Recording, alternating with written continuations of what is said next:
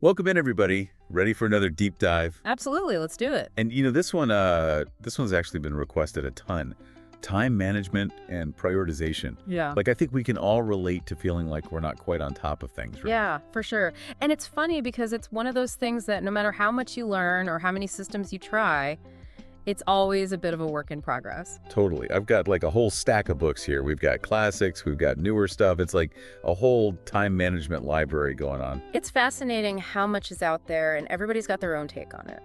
So let's see if we can distill some wisdom from all this, right? Yeah. What are those key things that actually make a difference? Well, one of the books you sent over, Focus by Daniel Goleman, really got me thinking. It's not just about tips and tricks for your calendar, Right. He digs into the why, the deeper purpose behind all this. Oh, I like that. Purposeful time management. Exactly. It's about aligning your actions with your values and goals. It sounds kind of lofty, but when you actually break it down, It makes sense. it totally makes sense. If you're not spending your time on things that matter to you, well, what are you doing? Yeah, and I think we've all had those days where it's like running around, checking things off the list, but at the end of the day, it's like, wait, what did I actually achieve? Was I just being busy for the sake of being busy? Right. And that's where that whole scattered attention thing comes in. Oh, yeah? Goleman talks about that a lot, the consequences of not being focused. Okay, so less being busy, more being focused. More intentional, for sure. Because if you're not careful, you end up feeling stressed, overwhelmed, like you're not even in control of your own time. Okay, so how do we get from chaos to control? Let's dive into some tactics. What's step one? Well, for me, it always starts with getting clear on what actually matters. Right. What are those big rocks, those priorities that you want to build your life around? Okay, so how do we identify those big rocks? Is that where the Eisenhower matrix comes in? Yeah. Urgent versus important, that whole thing. That's a classic for a reason. David Allen, in his book Getting Things Done, also touches on this idea. It's a really simple but powerful tool to help you make decisions about where your energy goes. Okay, break it down for me. I know the 4 quadrants, but how do we actually use it? All right, so picture that grid, right? Yeah. You've got urgent and important. Those are the things that are on fire right now. Like a deadline at work or a family emergency. Exactly. Yeah. Those are the things you have to deal with right away. Then you've got urgent but not important. These are the tricky ones. Oh yeah, those sneaky ones. What are some examples? Think about those constant interruptions, the never-ending email inbox, those things that feel urgent in the moment but don't actually move you toward your goals. Right. They suck you in and then it's like an hour later, what did I even accomplish? Exactly. And then we have important but not urgent. These are the ones that often get neglected, but they're crucial for long-term success and well-being. Like planning for the future, working on a personal project, taking care of your health. Exactly. Those things that are important but don't have a screaming deadline, they often get pushed aside because they don't feel urgent right now, but neglecting them can have consequences down the road. Right, so that Eisenhower matrix helps you visualize where your time is going and make more conscious choices about how you spend it. You got it. It's about moving from reactive to proactive. Okay, but how do we actually manage all these tasks and commitments? I love David Allen's Getting Things Done philosophy here. Yeah. Capturing and clarifying tasks to free up your mind. Yes. It's like having an external brain. Right. Instead of holding everything in your head, you get it all out onto paper or into a system you trust. And I think that's where a lot of people get stuck. Wow, it's that overwhelm of feeling like you have to remember everything. Yeah. But once you have a system, it's like a weight lifted. Okay, so we've captured all those to-dos. Now what? Now it's about clarifying. What does complete that project actually mean? What are the specific steps involved? Okay, so breaking it down. Exactly. That's where next actions come in. You want to identify the very next physical, visible action you can take to move that project forward. So instead of write a book, it's open the document or outline chapter 1. Precisely. It's about making it so clear and actionable that you can't help but get started. That makes so much sense. It's about removing all those mental barriers. Right. Because often it's not the task itself that's overwhelming, but the lack of clarity. Okay, so we've got our tasks captured, clarified, broken down. Now, let's talk about how we start our day. I was really intrigued by The Miracle Morning by Hal Elrod. He talks about the power of morning routines to set the tone for a productive day. It's such a game changer. Instead of hitting snooze and rushing out the door, you start your day with intention. Intention. Yeah, I like that. Because I know for me, if I start the day feeling frazzled, it's like it just sets the tone for the whole day. Exactly. And Elrod provides this framework called Life, SAVERS, to help you create a powerful morning routine. SAVERS. What's that stand for? So it's silence, affirmations, visualization, exercise, reading, and scribing, like journaling. Okay, so it's like a little bit of everything, right? It's about incorporating those activities that nourish your mind, body, and spirit. And you don't have to do all of them, right? Like, I'm not a morning person, so the thought of cramming all that in before work sounds a bit daunting. No, absolutely not. It's about finding what works for you and starting small. Even just a few minutes of meditation or reading can make a difference. And I think a lot of people dismiss morning routines as being like, for those super disciplined people. Right. But it doesn't have to be this rigid thing. It's about creating a ritual that sets you up for success. And there's actually a lot of science behind it too, right? Totally. In Focus, Goleman talks about the 3 types of focus: internal, other, and external. Hold on, let's unpack that.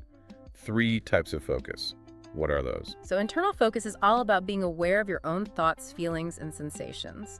It's that inner awareness that helps you make conscious choices. Okay, so like self-awareness. Exactly.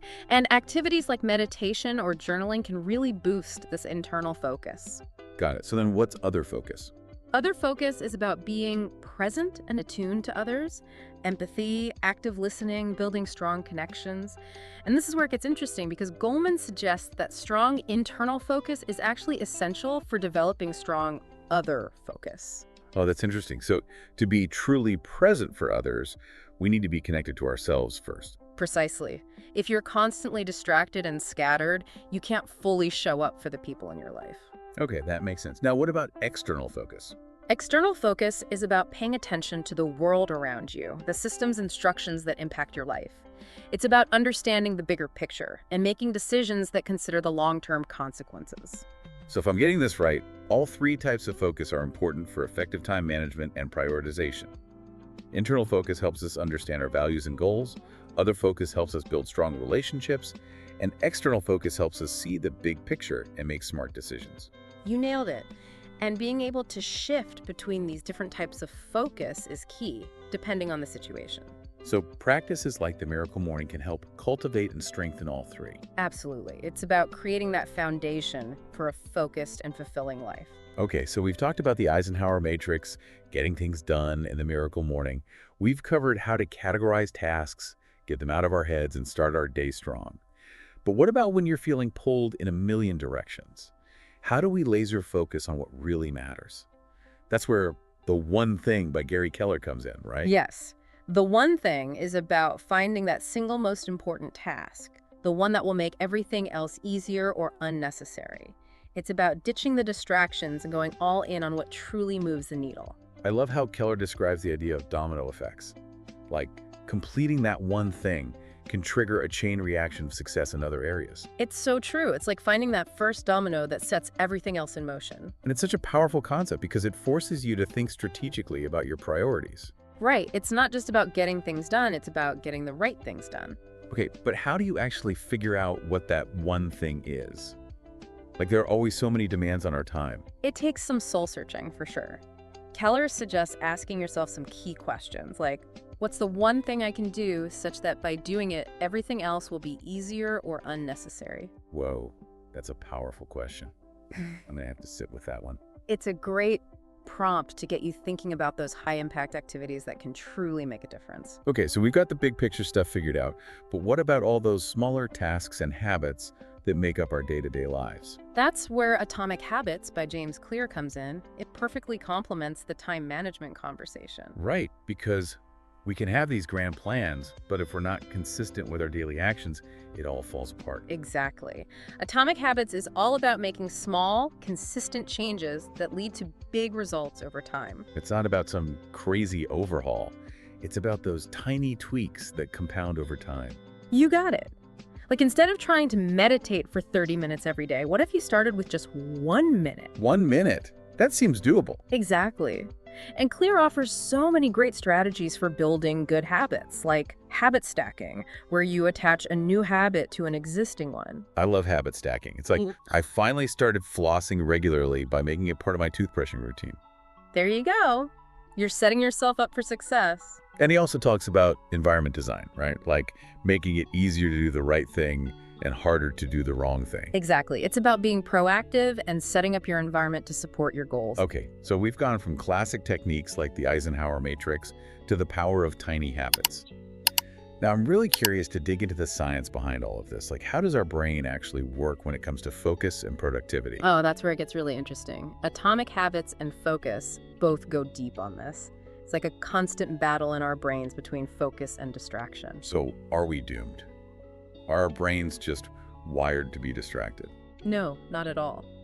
But we have to be aware of how our brains work. One key concept is the dopamine feedback loop. Dopamine, like the feel-good chemical. Exactly. Every time we experience a reward, our brains release dopamine, and it creates a feeling of pleasure. But here's the thing, it reinforces the behavior that led to the reward. Okay, so we're basically training our brains to crave those quick hits of dopamine. But how does that connect to focus and productivity? Think about all the distractions in the modern world. Emails, social media, news feeds, they're designed to trigger that dopamine loop, making it tough to stay focused on the things that actually matter. It's like we're bombarded with instant gratification all the time. And the more you give in to distractions, the stronger those neural pathways become. So you're actually building a habit of distraction. Precisely. So we need to be mindful of that dopamine feedback loop and break those bad habits. Okay, so awareness is key.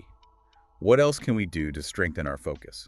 Willpower is another crucial factor. It's like a muscle that gets tired with use. So that explains why it's so hard to resist that extra cookie at the end of a long day. Exactly. When your willpower is drained, you're more likely to give in to those instant gratification impulses. Okay, so how do we build up our willpower? One strategy is to avoid unnecessary decision-making throughout the day. Routines and habits help automate those decisions, freeing up your willpower for the bigger challenges. So like having a set time for checking emails or deciding what to wear the night before. Exactly. Eliminate those small decisions and conserve your willpower for the more important stuff. Another strategy is basic self-care, making sure you're getting enough sleep, eating nutritious foods, managing stress. All these things contribute to your overall cognitive function, including willpower.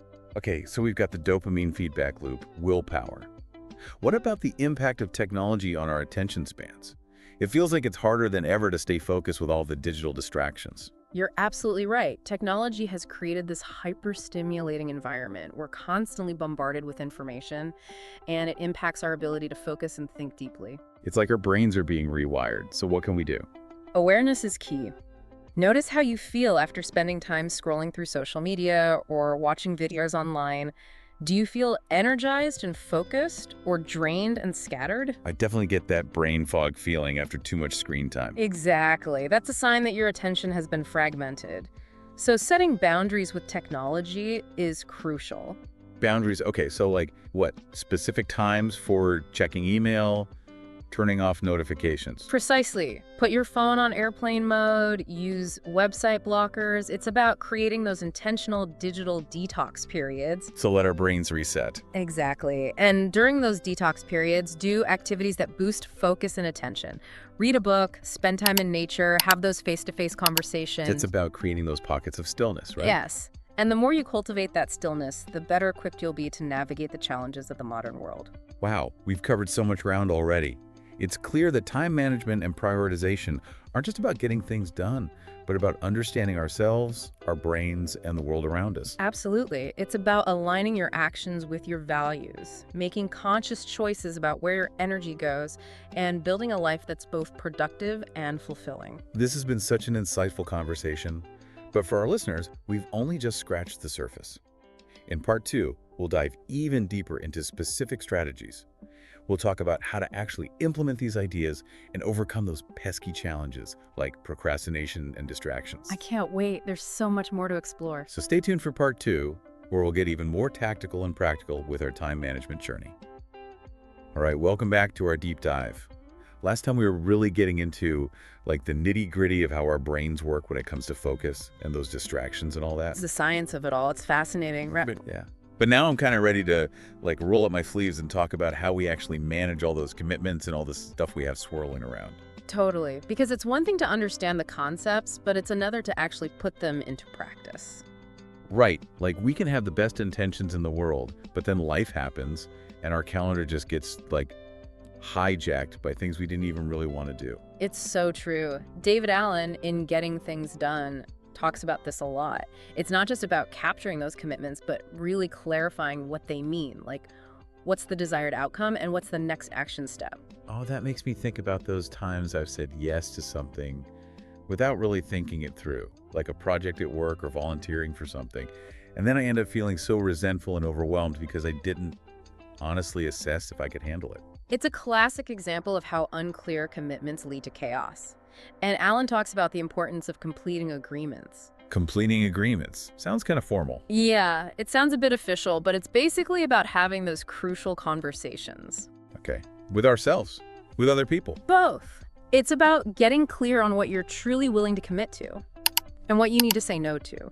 And then it's about communicating that clearly to others, colleagues, family, whoever it is. Okay, yeah. Saying no, that's huge, right? Yeah.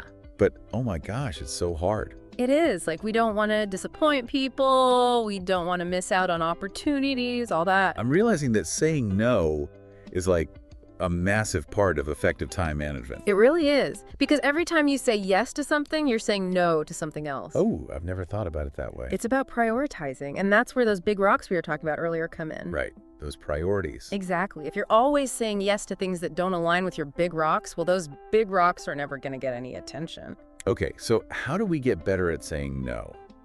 What are some tips from like the time management gurus we've been talking about? Gary Keller, in The One Thing, says, you can't say yes to something that matters if you don't say no to the things that don't. That's a good one. It's like Marie Kondoing your commitments, right? Keep only what sparks joy and let go of the rest. Exactly. And sometimes it's about getting comfortable with being a little bit uncomfortable. Uncomfortable. Yeah, because saying no can feel awkward, especially if you're used to being a people pleaser. Oh, yeah, I feel that. But it gets easier with practice. And the rewards are huge. Okay, so we need to be ruthless with our time and commitments. But what about situations where you have to say yes? Like if your boss asks you to take on a new project, but you're already swamped. That's where clear communication is so important. It's about being honest and assertive, but not rude. Okay, so how do you do that? Instead of just saying yes automatically, maybe you say, I'd love to help, but I'm at capacity right now. Can we discuss prioritizing this or possibly delegating it? Oh, so it's not just about saying no, it's about offering alternatives. Exactly. You're being proactive and finding solutions, which is always appreciated. That makes so much sense. And you know, it reminds me of what we were talking about earlier with Daniel Goleman and the idea of other focus, like being attuned to others. Right. True other focus means understanding the other person's perspective and needs. Sometimes the most helpful thing you can do is be honest about your own limitations. So it's not self-centered to say no in those situations. Not at all. It's about recognizing that you can't be everything to everyone.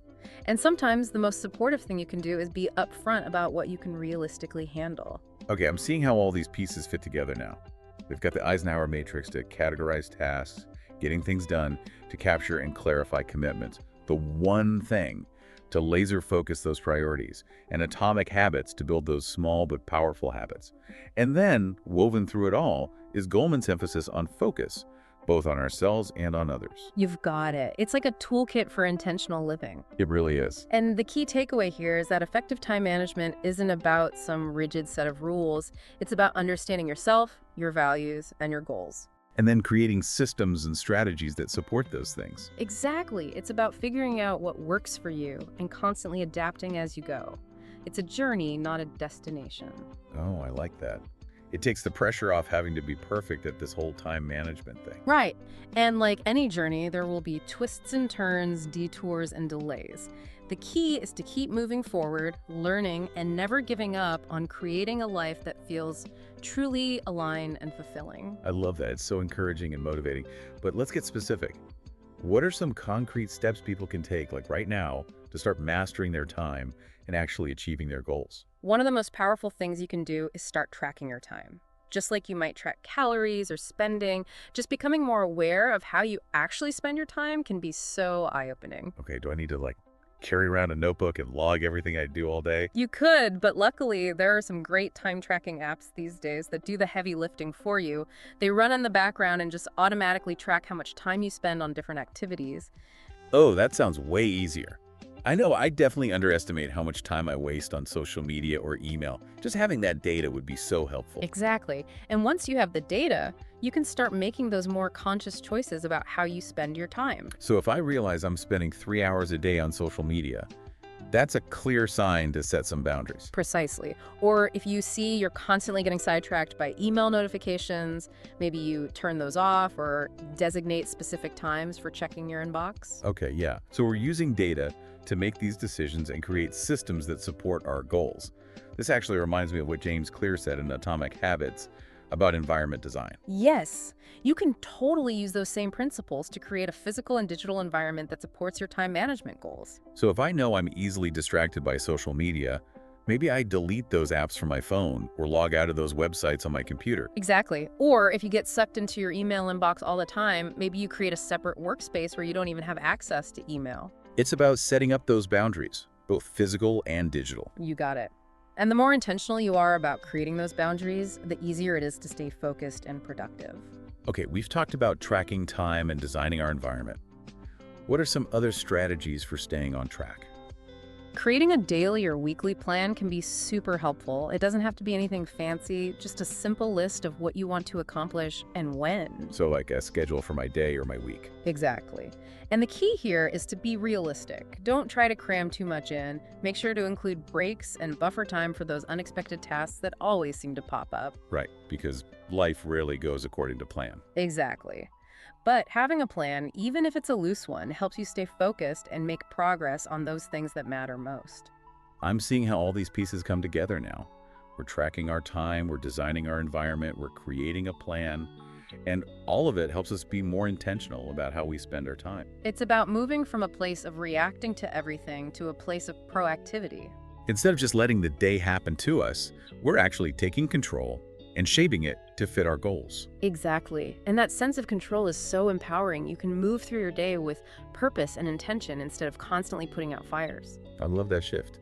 It's about going from feeling overwhelmed to feeling calm, focused, and in control. Exactly. It's about creating a life that feels both productive and fulfilling. A life where you have time and energy for those things that matter most. That's a great goal to strive for. And it feels like the tools and insights we've been discussing can help us get there. I agree. And remember, it's a journey, not a destination. So be patient, celebrate those wins, and never give up on pursuing a life well lived. That's a great reminder. It makes me feel hopeful that we can actually make progress on this whole time management thing. Absolutely. Even small steps, taken consistently, can lead to big changes. Okay, I'm ready to keep this momentum going.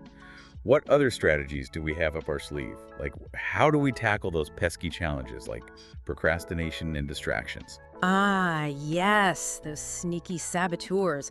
We'll tackle those head on when we come back for part 3. Okay, so welcome back for round 3 of our deep dive. We've covered a lot of ground, but there's one more thing we absolutely have to talk about. I know what you're going to say. Procrastination and distractions.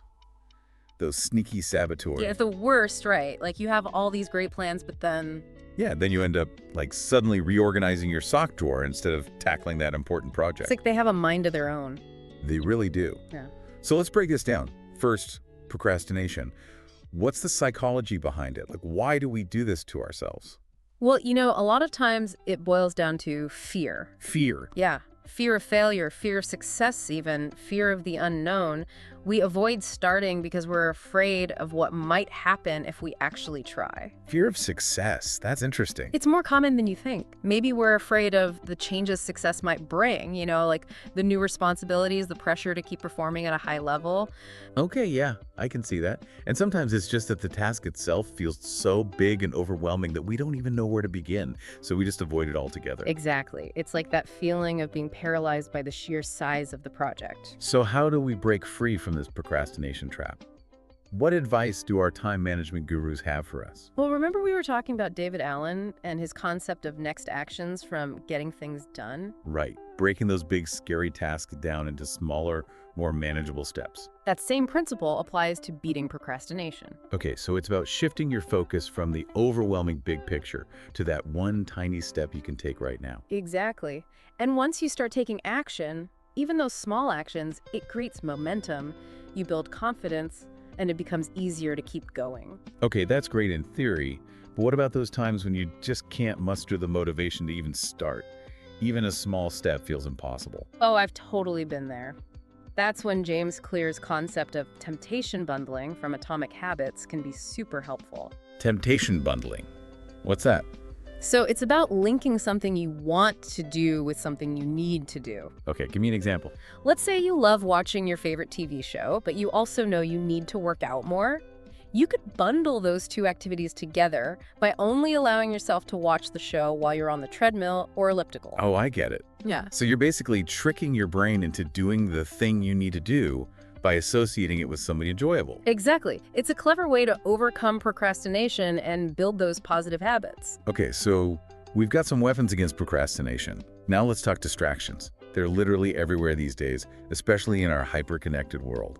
How do we fight back? It's true. Distractions are like a productivity killer. Our brains are wired to seek out novelty and stimulation, so it's so easy to get pulled away from whatever we're trying to focus on by every little notification message or, anything shiny that pops up. It's like a losing battle sometimes.